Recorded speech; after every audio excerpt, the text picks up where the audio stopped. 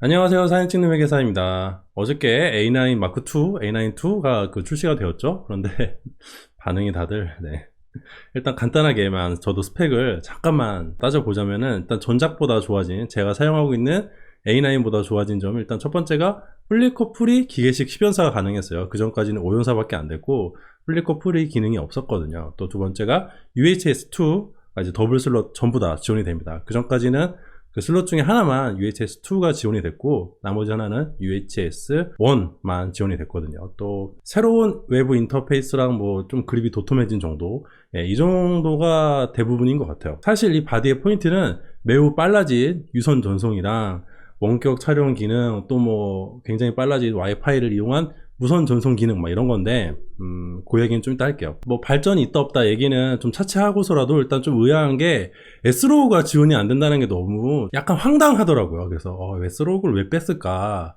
A9이냐, A7 마크3 출시되기 전에 출시가 됐으니까 그래 뭐 S로그 없는 건 그렇다 치는데, 지금은 다 S로그를 넣어주는데 왜 이 플래그십 모델이란 거에 S로그를 안 넣어주는지 굉장히 의아합니다. 또 두 번째가 보이스 메모 기능을 강조를 좀 하는데, 글쎄요, 그게 쓸만한지 전 사실 좀 의문스럽습니다. 또 세 번째가 손떨림 기능이 강화가 됐다 라고 하는데, 물론 기능이 강화는 됐겠죠. 됐는데 이제 문제가 뭐냐면은, 기능이 좋아졌다고 하더라도 우리가 그걸 체감할 수 있느냐 의 문제가 좀 있어요. 그게 대부분의 사용자가 과연 잘 체감할 수 있을 정도로 확 좋아졌는지, 그럴 수가 있을지 좀 사실 의문스럽고, 또 마지막으로 비슷한 게 방진방적이 좋아졌다는 것인데, 요건 이제 A7R4랑 비슷한 것 같기도 하고, 그것 역시 일부러 바디에 물을 부어보지 않는 이상 얼마나 좋아졌는지 쉽게 체감할 수 있는 성질의 것은 아니라서, 어차피 물에 담그면 고장날 건 뻔하고, 또 사막 같은 데 들고 가면 모래는 들어올 수밖에 없거든요.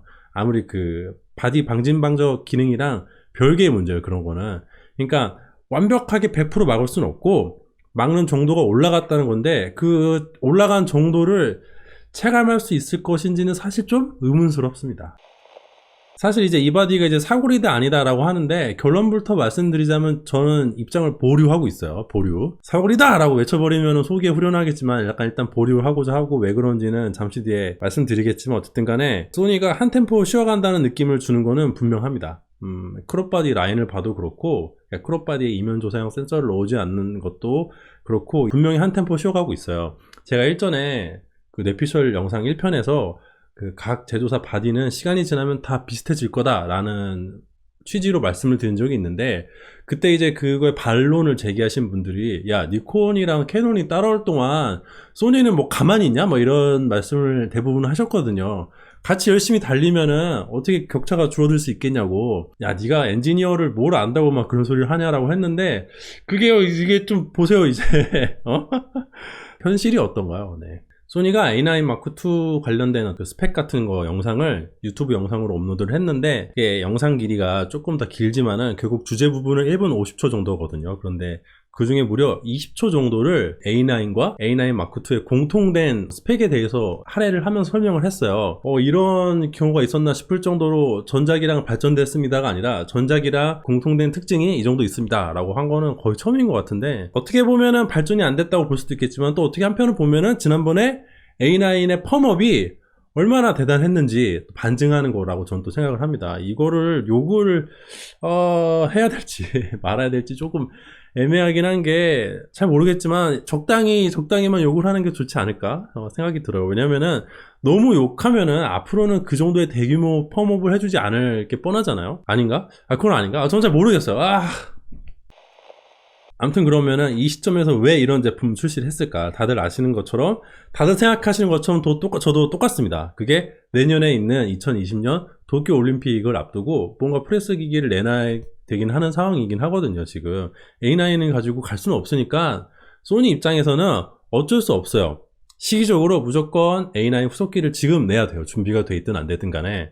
그래서 약간 어쩔 수 없는 측면이 있고, 또 두 번째가 타사 미러리스가 펌업으로 소니 흉내는 내지만은 그게 퍼포먼스가 A9 끝까지는 아직 올라오지 못했거든요. A7 마크3를 지금 따라올랑 말랑 하는 어떤 그런 시점에 놓여져 있는 것 같은데, A9과는 분명히 격차가 존재합니다. 그러니까 지금 시점에서 A9 마크2를 그 촬영 부분이나 AF 정도를 발전시키지 않고 제품을 내놔도 경쟁하는 타사 제품과의 차이가 굉장히 커요. 격차가 크니까 자신감이 있는 거죠. 약간 캐논이랑 니콘을 무시하는 이게 유저 입장에서도 화는 난데 객관적으로 캐논이나 니콘에서 다음에 뭘 내놓든 간에 A9보다는 안 될 걸 하는 생각이 들긴 합니다. 물론 혁신이라는 게 계속 반복되면 좋겠지만 그 혁신이라는 것도 어떤 조건이 충족이 돼야 돼요. 그러니까 경쟁사들이 치고 올라와서 막 그 위기가 있다거나 아니면은 내가 2위 업체라서 1위 업체를 쫓아가야 된다거나 하는 어떤 그 조건이 있어야 거기서 이제 이를 악물고 어금니 꽉 깨물고 연구개발 해가지고 나오는 게 혁신이거든요. 1위 업체가 이렇게 막 계속 지속적으로 혁신을 하는 케이스는 그렇게 많지는 않아요. 그 휴대폰 같은 거만 생각을 해보세요. 스마트폰 초창기에 혁신이 대단히 계속 지속이 됐잖아요. 뭐 삼성이랑 아이폰이 막 서로 치고받으면서 됐는데 요즘에는 둘 다 혁신이랄 게 사실 좀 없긴 하죠. 다만 제가 한 가지 이해가 안 되는 거는 소니가 제품 발표를 이렇게 하면 유저들이 반발할 거라는 건 너무 불보듯 뻔하잖아요. 그런데 제품에 대한 광고나 마케팅을 이해가 안 되는 방식으로 진행하고 있는 것 같아요. 예를 들어 A9 마크2에서 가장 눈에 띄는 발전점은 바로 유무선 통신이랑 리모트 컨트롤 이 부분인 것 같은데 이 기능은 대다수 유저들이 안다 모른다? 모릅니다.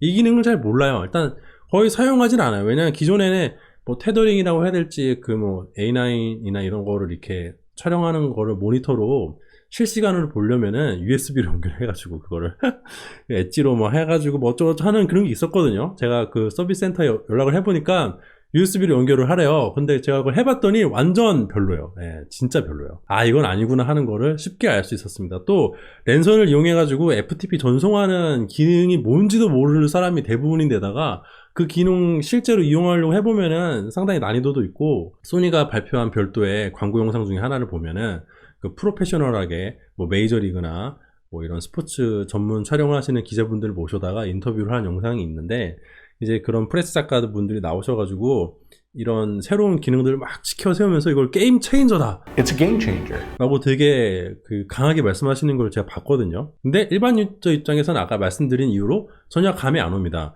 그분들이야 이제 경기장이나 이런 데서 촬영을 하시는 분들이니까 바로바로 업로드하고 막 전송하고 이렇게 카메라 몇 군데 설치해 놓은 다음에 뭐 골대디나 포스 뒤쪽 이런 데 설치해 놓은 다음에 막 리모트 해가지고 막 촬영을 하고 이런 게 중요하겠지만 우리 같은 유저한테는 그게 별로 중요하지 않잖아요. 특히 저 같은 경우에는 로우 파일로 전체 보정을 하는데 그 JPEG을 전송하고 말고 하는 게 별로 저한테 중요한 이슈가 아니거든요. 제가 만약에 소니라면은 이런 기능들이 실제로 어느 정도 좋아졌는지 구동 영상을 보여주겠어요. 그러니까 A9하고 비교해서 그러한 기능들을 A9에서는 이렇게 활용을 했는데 지금 A9 마크2에서는 이 정도로 좋아졌다. 그 작가분들이 게임 체인저라고 할 정도로 보면 굉장히 혁신적인 기능일 거라고 저는 생각을 하는데 물론 그걸 본다고 한들 좋다고는 느끼겠지만 나랑은 별로 관련이 없네 라고 느끼기도 하겠죠. 그런데 어쨌든 간에 이게 업그레이드 된 게 하나도 없다 라고 생각을 하고 요구를 하는 거랑 업그레이드 된 게 있긴 한데 그게 나랑은 관련이 없어 라고 생각을 하는 거랑은 전혀 이 제품에 대한 그 이미지가 천지 차이입니다. 제품 발표를 하고 나서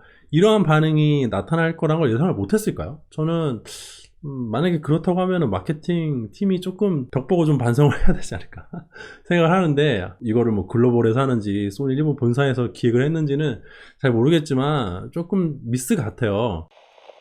아무튼 그래서 저는 판단을 보류하려고 해요. 왜냐면은 이 바디를 판단하려면은 이 바디에서 가장 그 치중을 한 그 부분 유무선 통신 부분이랑 뭐 리모트 컨트롤 이런 부분에 대해서 어느 정도 효용성이 전작보다 개선이 됐는지 그게 정말 프레스 업계에서 게임 챌린저가 될 수 있는 정도의 성능인지 그거를 본 다음에 그 다음에 이 제품이 사고리다 아니다 라고 말을 하는 게 맞다고 생각을 하고요. 뭐 그거랑은 별개로 일반적인 유저가 사용하기에는 일반적인 유저가 A9에서 굳이 올라가기에는 별로 이렇게 메리트가 없는 제품인 거는 맞는 것 같긴 합니다. 한편으로는 또 씁쓸하기도 한 게 그렇게 내가 이걸 굳이 기다려야 될 정도로 막 A7R4 같은 경우도 그랬는데 그게 스펙표나 아니면은 마케팅에서 잘 보이지 않은 세밀한 업데이트가 많이 이루어졌다고 해요.